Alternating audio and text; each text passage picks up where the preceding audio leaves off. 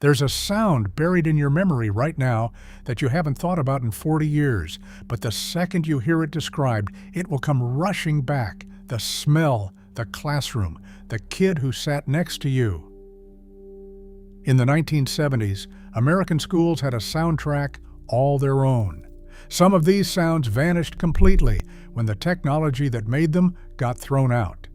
Number 7 on this list is so specific that an entire generation can still hear it perfectly, yet today's kids have never experienced it even once. And number 1, that was the sound that meant freedom every single afternoon.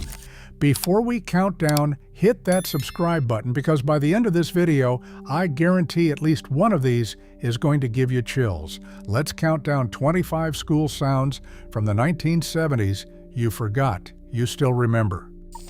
Number 25. The hand crank pencil sharpener. Bolted to the wall right by the classroom door, that heavy cast metal sharpener was the first appointment of every school morning. You'd push your dull yellow Ticonderoga into the hole, lean your whole body weight into the crank, and listen to that gritty, grinding chew through the wood.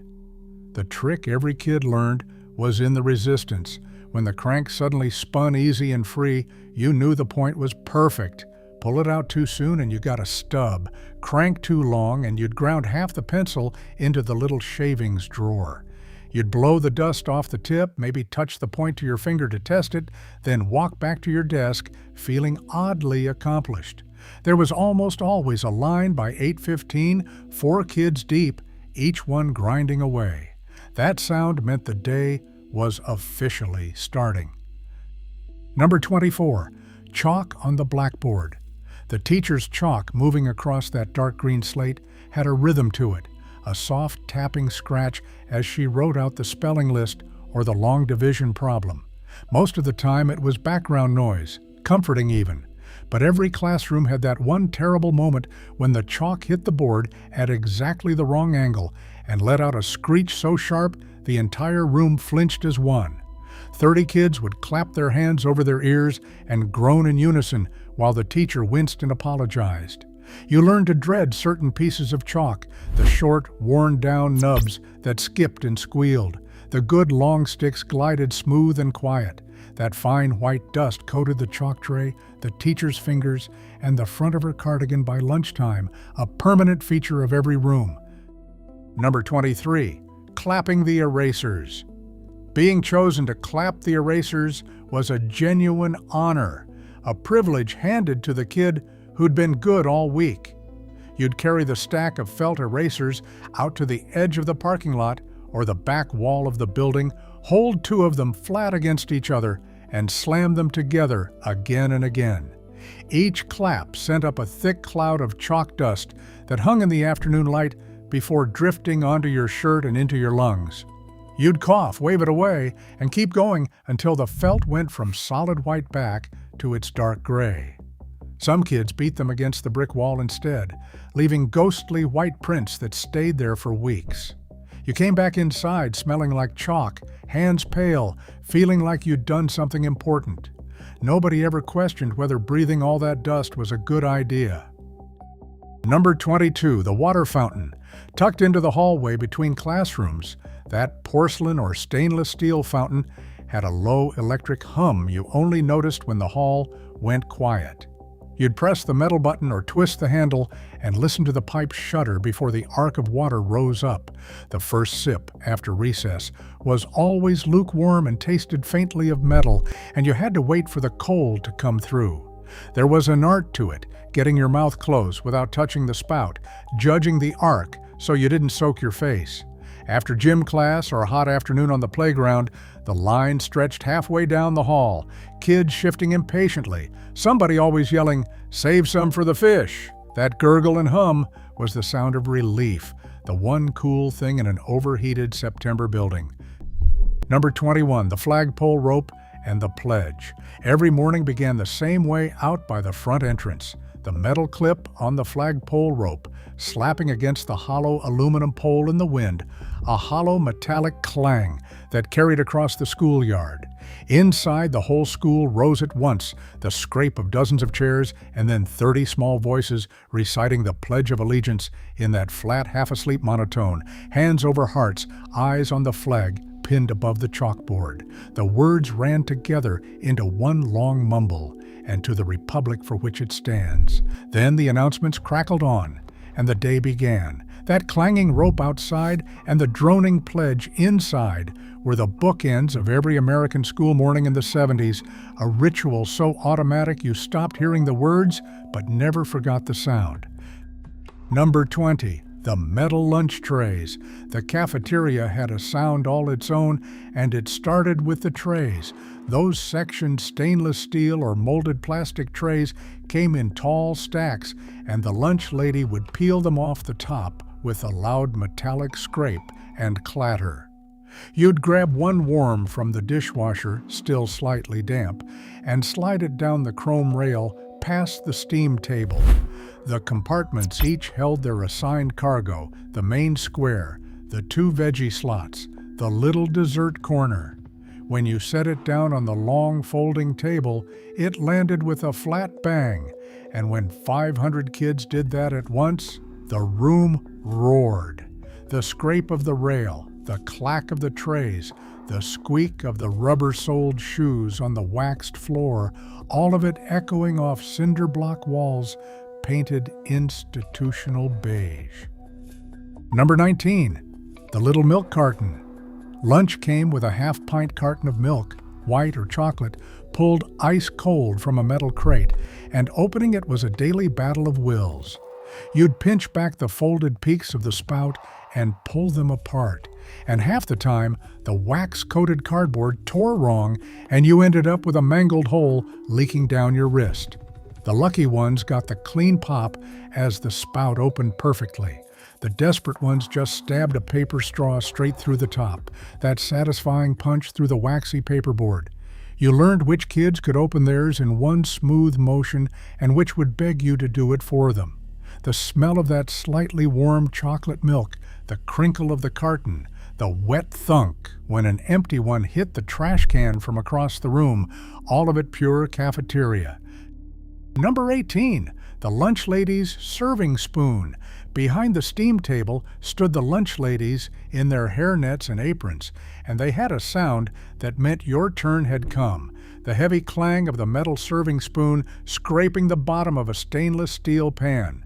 Scrape, scoop, and then a wet plop as the mashed potatoes or the chili mac or the canned green beans landed in your tray compartment.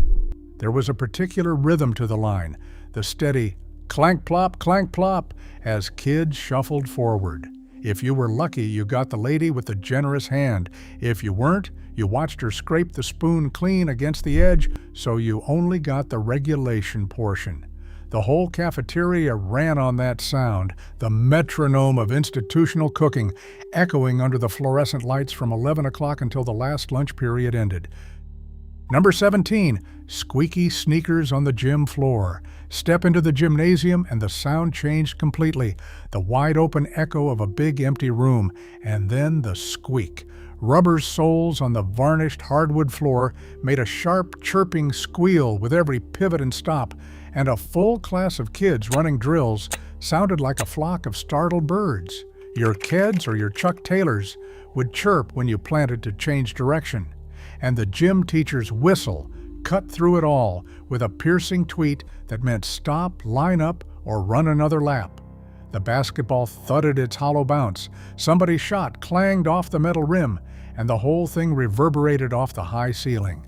That squeak is wired into the memory of anyone who ever dreaded the rope climb or the dodgeball line. Pure echoing gymnasium, the smell of floor wax included, free of charge. Number 16. The kickball, thwack. Out on the asphalt or the patchy grass field, recess belonged to one object above all others, the big red rubber playground ball. When somebody really connected with a kickball, it made a deep, hollow thwack and bowing that you could hear across the whole yard, and everyone's head turned to follow the arc. That same ball stung your forearms in dodgeball, a flat slap of rubber on skin that left a red mark and a story. The pock-pock of it bouncing on pavement, the rubbery thud when it hit the chain-link fence, the squeal of kids scattering, it was the soundtrack of 20 unsupervised minutes that felt like the whole point of the day. No padding, no soft equipment, just hard rubber and asphalt, and somehow everyone survived to remember the sound. Number 15, the lift-top desk and scraping chairs. Those old wooden desks with the hinged lift-up lids had a personality all their own. You'd raise the heavy top to fish out your reader or your pencil box, and it would drop shut with a solid wooden bang that made the teacher look up. The underside was carved with the initials of every kid who'd sat there before you, a little archaeology of boredom. And then there were the chairs, metal legs dragging across linoleum or terrazzo every time someone sat down or stood up. A long, groaning scrape that, multiplied by 30, signaled the start and end of every lesson. When the teacher said, "You may line up," the whole room erupted in that grinding chorus of chair legs, the bang of the desk lid, the screech of the chairs, the rustle of papers. It was the sound of a room full of kids who'd rather be anywhere else. Number 14, the spiral notebook. There was a specific small violence to tearing a sheet out of a spiral notebook, that quick zipping rip as the paper pulled free of the wire coil, leaving behind a fringe of little paper teeth. You'd shake the confetti of curls off your desk or flick them at the kid in front of you. The metal spiral itself got bent and snagged on everything in your book bag, and there was always one notebook with the coil pulled half loose, catching on your sleeve. Flipping the cover over the top made a soft cardboard thwack. Writing fast, you could hear the scratch of the pencil and the faint creak of the binding. That rip of a torn-out page meant you'd made a mistake and were starting over, or you were passing a note, the most dangerous paper in the entire classroom. Number 13, typing class. Step into the typing room and the sound hit you like a wall. Rows of heavy manual typewriters being pounded by 20 kids at once. The clack, clack, clack of the metal type bars striking the platen. The zip of the carriage flying back, and then that bright little ding of the bell warning you the line was almost full. The teacher called out ASDF, semicolon, LKJ, while everyone hammered the home row, fingers cramping, eyes locked on the chart so you would not peek at the keys. When somebody jammed 3 type bars together, you would hear the frustrated clatter and a muttered complaint. Throwing the carriage return lever back with a satisfying ka-chunk meant a fresh line. That whole room of mechanical clatter, all slightly out of sync, was the sound of learning a skill half of us still use without ever looking down. Number 12, the record player needle drop. Music class meant the teacher wheeling out the portable record player on its little cart, lifting the lid, and setting the tone arm down on the spinning vinyl. Then came that anticipatory crackle and pop, the soft hiss of the needle finding the groove before the song actually started. Then came the warbly, slightly worn sound of "This Land Is Your Land," or some folk tune off a scratched school district record played 1,000 times. The teacher would lift the needle and set it back to the start of the song, that screech of the stylus dragging across the grooves, making everyone wince. You sang along off-key, watching the black disc spin. That crackle before the music, the gentle thunk of the tone arm landing, it is a sound that instantly drops you back into a carpeted music room with risers and a wall of construction paper notes. Number 11, the recorder. Somewhere around 3rd or 4th grade, the school handed every kid a cheap plastic recorder, and the building was never quiet again. 30 kids attempting hot cross buns at once produced a sound that can only be described as a flock of dying geese, shrill and breathy and almost never in tune. the squeak when somebody overblew the high notes, the wet clatter of plastic mouthpieces, the teacher tapping her stand and pleading, "Together now, watch me." You'd hear it leaking out of the music room down the entire hall. Some kids genuinely learned to play, picking out "Mary Had a Little Lamb" with real notes. The rest of us just covered the holes randomly and blew. That piercing plastic squeal is burned into the eardrums of an entire generation of American school kids, and somehow we look back on it with something close to affection.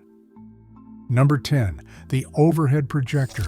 Before smartboards, there was the overhead projector, and it had a sound, a steady mechanical hum from the cooling fan inside the big gray box. The teacher would flip the switch, the fan would whir to life, and a bright glowing rectangle would appear on the pull-down screen. She would lay a clear transparency on the glass and write with a special marker. The squeak of the felt tip was the only other sound, while you watched her shadow hand move giant on the wall. When the bulb got hot enough, the fan would kick louder. If she rolled the long acetate sheet across the machine, it made a soft, plasticky shuffle.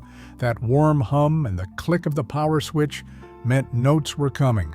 Copy this down before she slides the next sheet over. Half the room squinting, the other half dozing in the warm, fan-blown air. Number 9, the film projector. When the teacher wheeled in the 16mm film projector, the whole class perked up, because film day meant no real work. She would thread that strip of film through the maze of sprockets and gears, and once it caught, the machine settled into its signature sound, a rapid mechanical clatter, a fast-clicking whir as the reels turned and the film raced through the gate. The picture flickered onto the screen, a little jumpy, the audio slightly garbled. And then, the moment everyone secretly waited for, the film would run out, and the loose end would go flap, flap, flap, flap, slapping against the machine while the projector kept spinning and the teacher scrambled to shut it off and flip the lights on. That clattering whir in a darkened classroom, the smell of warm dust and electronics, it was the closest thing to a movie theater school ever offered. Number 8, the morning announcements. Mounted in the corner of every classroom was the public address speaker, a brown or beige grill that crackled to life each morning. First came the click and the burst of static, then a squeal of feedback, and then the principal's voice clearing his throat. "Good morning, boys and girls." He'd read the lunch menu, the day's reminders, who won the canned food drive, always ending with a reminder to behave. Sometimes the speaker buzzed and distorted so badly you caught maybe half the words. When the office needed a specific student, that same speaker would crackle mid-lesson and the whole class would go, "Ooh." That tinny, slightly distorted voice coming down from the ceiling box was the voice of authority itself, disembodied and unquestionable, the official start to every single school day in the building.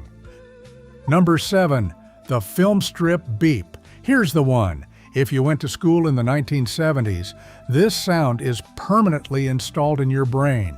And if you didn't, you've genuinely never heard anything like it. Before the film projector, there was the humble film strip, a roll of still images projected one frame at a time, paired with a cassette tape or a record that narrated the lesson.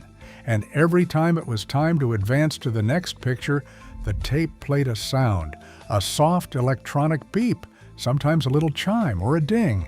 That was the cue for whichever lucky kid was running the projector to turn the knob one click and move to the next slide. Beep, click, beep, click. The narrator droning about the food pyramid or the life cycle of the frog while you waited for the next beep. No technology made today recreates it. That little beep is a time machine. Number 6, the fire drill bell. The fire drill bell. Nothing emptied a building faster than the fire drill, and it announced itself with a sound designed to be impossible to ignore. A loud, clanging, relentless alarm bell that rattled your teeth and sent everyone scrambling. The teacher would clap her hands, calling out, "Single file, no talking," and the whole class would file out into the hallway and out the doors to the designated spot on the grass or the parking lot. The bell kept hammering away behind you, echoing off the lockers, while teachers counted heads and held up class signs. Half the school secretly loved it, free time outside in the middle of math. The other half hated standing in the cold.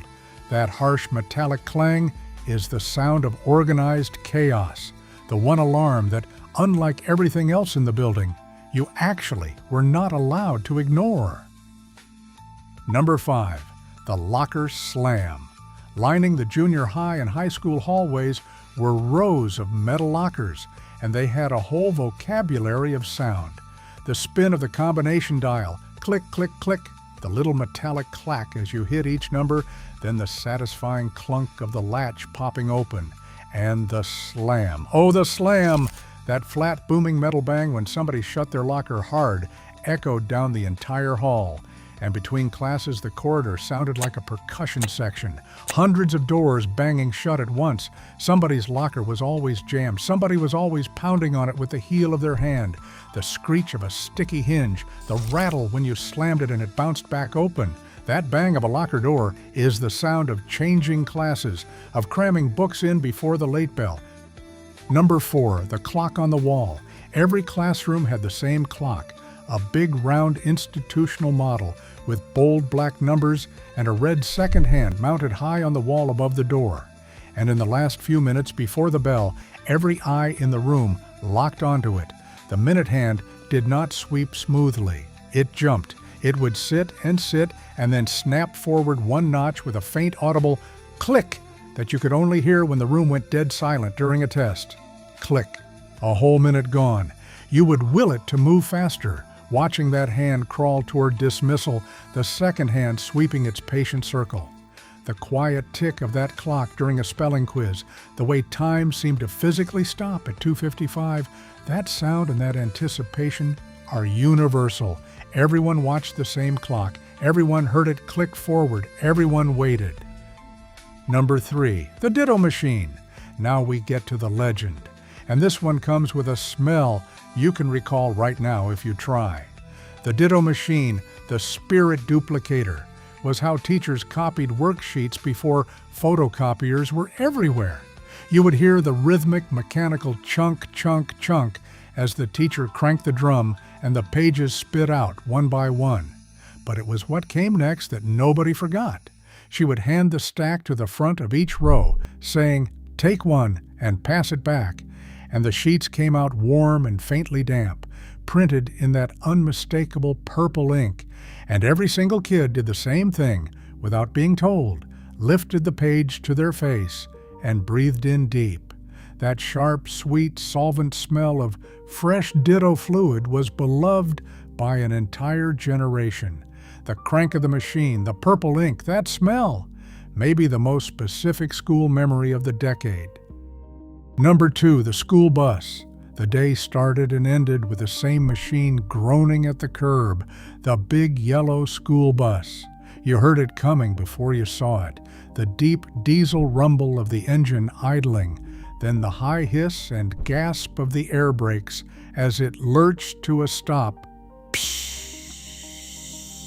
The accordion door swung open with a clatter of metal and rubber. The driver pulled the long lever, and you climbed up the ribbed rubber steps. Inside, the green vinyl seats squeaked, the engine roared every time the driver shifted, and 40 kids made enough noise to drown it all out. That brake hiss meant you were home, or you were trapped for another 40-minute ride. The diesel chug, the squeal of brakes, the slam of that folding door. It's the sound that bookended every school day in America. Number 1, the dismissal bell. And here it is, the sound at the very top, the one every kid in the building waited for from the moment they walked in, the final bell of the day. After watching that clock click toward 3 o'clock after packing up early and sitting on the edge of your seat, it came, a loud electric burring that filled the hallways and meant one thing only: freedom. The instant it rang, 30 chairs scraped back at once. The room exploded into motion, lockers banged, voices rose, and a flood of kids poured out the front doors into the open air and the waiting buses. That bell didn't just end the day, it released you. The whole building seemed to exhale. No sound in your entire childhood carried more pure joy than that final ring. You can hear it right now, can't you? So there they are, 25 school sounds from the 1970s, from the grind of the pencil sharpener to the glorious ring of the dismissal bell. Which one hit you the hardest? Was it the purple ditto smell, the film strip beep, or that final bell? Drop it in the comments. I want to know which sound brought a whole classroom rushing back. And if this took you back, you know what to do. Thanks for watching.